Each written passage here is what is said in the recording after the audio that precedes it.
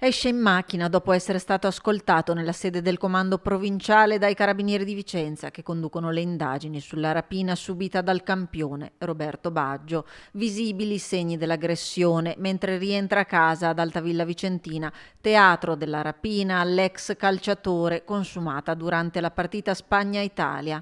Un incubo durato 40 minuti per l'ex campione, vissuti intorno alle 22 quando i malviventi hanno fatto irruzione nella villa, una colluttazione nel tentativo di fermarli e uno di loro lo avrebbe colpito in fronte con il calcio di una pistola. Poi l'ex pallone d'oro e i familiari sono stati chiusi in una stanza tenuti in scacco dai ladri che nel mentre hanno fatto razzia di gioielli e denaro. Quando la banda ha lasciato la casa sono riusciti a chiamare i carabinieri. Per il campione lividi e qualche punto di sutura, per gli altri familiari illesi, tanto spavento. Il Divincodino ha ringraziato per l'affetto ricevuto.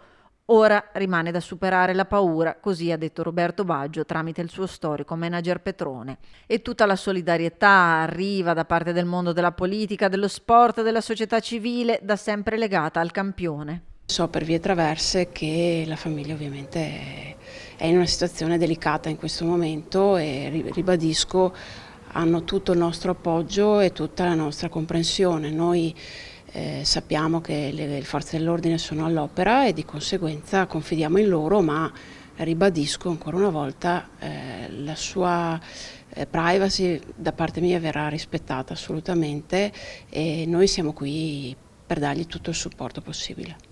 Notizia che ha fatto il giro del mondo, un andirivieni di cittadini, tifosi, curiosi davanti alla Villa del Campione presidiata dai carabinieri che stamattina hanno effettuato un nuovo sopralluogo e acquisito le immagini di videosorveglianza. Zona immersa nel verde, nuova a questi episodi, ha ricordato l'ex sindaco e vicino di casa dell'ex calciatore. Non era mai accaduto, quindi come anche vicini di casa sostanzialmente, come abitanti di questa bella collina, caratterizzata appunto da villette isolate, villette isolate, non avevamo mai avuto questa grande preoccupazione.